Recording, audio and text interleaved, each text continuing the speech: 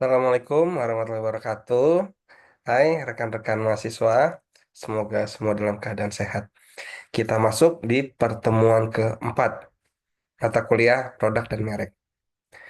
Coba kalian bayangkan ketika kalian lagi santai gitu ya, lagi ngopi, terus habis itu kalian lihat di sosial media, wah ada iklan nih, ada handphone gitu ya. Wah, ini desainnya keren banget nih. Fiturnya juga lengkap.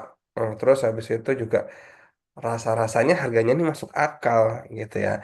Terus habis itu kita berpikir, kok bisa sih produknya ini sekeren ini gitu ya.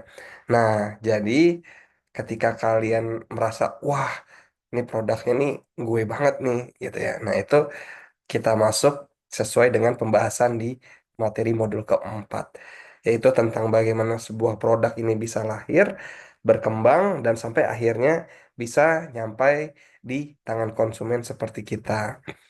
Nah, pada tahapannya, produk itu ketika kita mau proses pengembangan produk baru, itu tuh dimulai dari tahap yang pertama, yaitu pengembangan ide, gitu ya. Jadi setiap produk hebat itu dimulai dari ide gitu ya.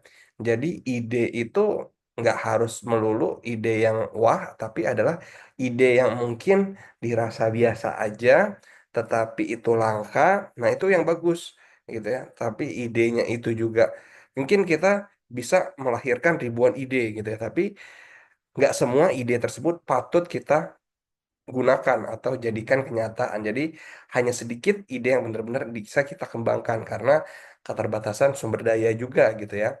Nah, ide itu bisa datang dari mana aja. Bisa dari tim research and development, bisa dari tenaga penjualan, bisa dari customers, bisa dari temen gitu ya, bisa dari pesaing. Kita ngeliat pesaing kita kayak gitu, oh kita punya ide nih, bagaimana dirubah seperti ini gitu. Jadi konsepnya ngikutin mereka, tapi kita buat versi kita gitu. Atau bahkan dari media sosial kita juga bisa ngelihat itu sumber ide kita gitu ya.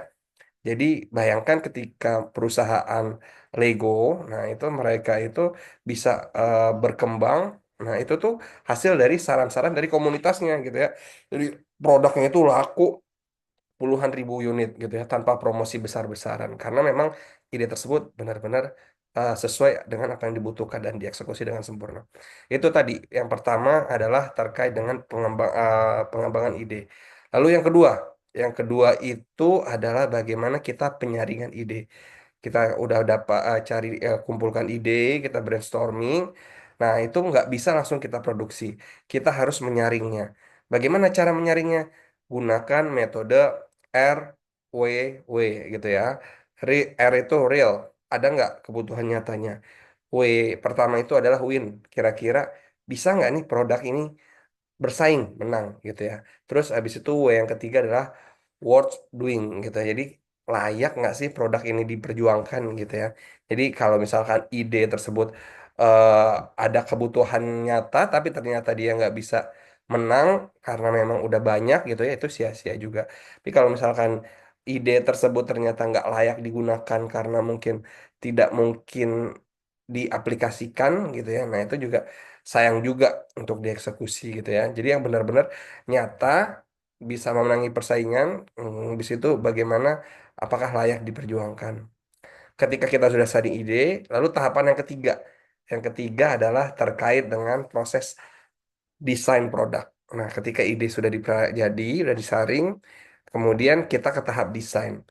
Nah, jadi ini bukan sekedar cuma digambar aja produknya, tapi bagaimana kita mulai membuat ide ini menjadi kenyataan gitu ya. Jadi bisa berupa prototype atau bisa juga berupa gambar, berupa fisik, berupa miniatur. Nah, ini kreativitas dari teknologi juga ya, dari teknologi yang ada gitu. Tapi intinya desain yang baik itu harus memenuhi unsur utility, berguna. Habis itu appearance, menarik. Habis itu maintenance, mudah dirawat. Habis itu low cost, mudah diproduksi. Dan yang terakhir adalah communication, mempunyai pesan yang jelas.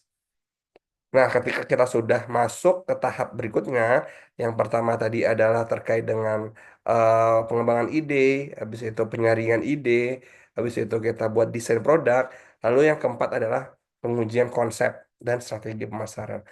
Sebelum diluncurkan, kita perlu tahu dulu nih, apa konsumen benar-benar menyukai produk ini, gitu ya. Maka perlu kita lakukan pengujian konsep, gitu ya. Konsumen itu kita ketika ditanya apakah mereka paham, apakah mereka percaya, ataukah mereka tertarik untuk membeli, nah itu perlu kita coba test the water gitu ya. Jadi kita mungkin berikan sampel, nanti kita dapat feedback gitu ya. Ya, kita cari segmentasi pasar kita gitu ya. Apakah konsep kita ini dipahami atau tidak gitu ya. Ketika sudah matang, barulah kita bisa membuat strategi pemasaran yang lebih sempurna gitu ya. Mulai siapa target marketnya, bagaimana mempromosikan produknya, sampai bagaimana distribusinya. Seperti itu. Lalu yang kelima, kita analisis bisnis dan pengujian pasar. Ya, yang terakhir itu adalah selalu terkait dengan evaluasi gitu ya. Kita evaluasi apakah produk ini menguntungkan.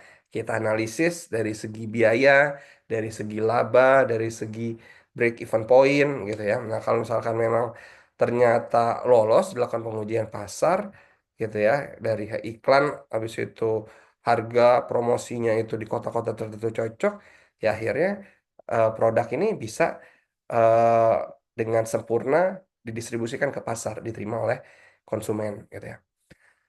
So, jadi rekan-rekan semua, modul keempat ini adalah mengajak kita bukan hanya terkait kita jadi seorang marketer, tapi terkait kita juga sebagai inovator. Karena marketing itu nggak hanya melulu terkait memasarkan produk, tapi juga terkait dengan menciptakan produk gitu ya. Nah, jadi kita diajak berpikir nih, bagaimana kita bisa menciptakan produk yang dibutuhkan, bagaimana kita bisa menciptakan produk yang disukai, dan bagaimana juga bisa bertahan di pasar.